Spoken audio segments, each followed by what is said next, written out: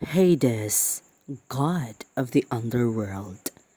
One image had engraved itself in the mind of young, trapped Hades, the gaping hole of his father's mouth, the yellow of his tears, the stench of his breath as the huge man swallowed him.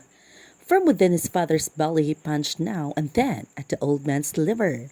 "Remember us," he bit out with his fist. "Remember your evil act." When the young gods and goddesses finally spilled out amid the loud groans of the retching father, Hades scrambled to his feet and shook his fist at the rudeness of bright delight.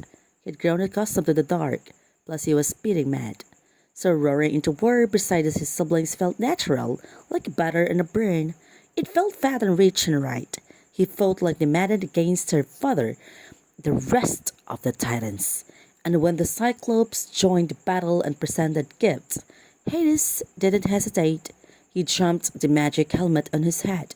He flew high, then bumped down like a falcon, straight to the back of Cronus' neck. He slashed and slashed, flying the old man's flesh, always unseen, like the old days inside the hateful one, but this time effectual.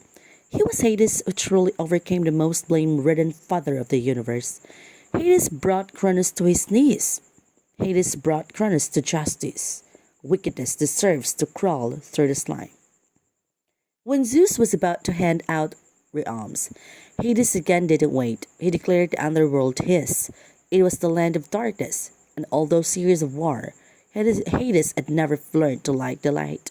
And it was the land of justice. It was where the ruling gods sent those gods who fell out of favor with him, the wicked gods. Hades would deal with the wicked and show no mercy. He sat upon an anvil of bronze and fell from the surface of the earth for 9 days and 9 nights, until he landed in the underworld. He could have simply willed himself there, but it pleased him to experience the innermost distance. No one would bother him down here. He was absolute ruler. The underworld was huge. Had Hades wanted, he could have fallen another year before landing at the very bottom, but he didn't. The knowledge of its vastness was enough. He visited Night, one of the earliest powers, draped over her walls, so nicely obscuring. He crossed over Styx, the cold river of hate, the oldest daughter of the Titan of Oceanus, who had been given a glorious palace in Tartarus for siding with Zeus in the war against the Titans.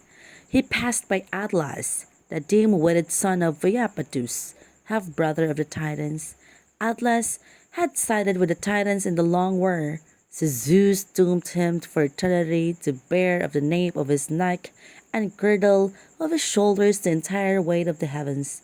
He passed by the Hesperides, daughters of Night, guarding a tree of golden apples. This was a fitting realm for him, indeed, especially since now and forever he could keep an eye on that scum of a father, Cronus, and make sure he never knew freedom again. With a satisfied sigh, Hades entered the stone palace and looked out on the ghostly and frigid fields, where colorless asphodels bent to a chilling wind.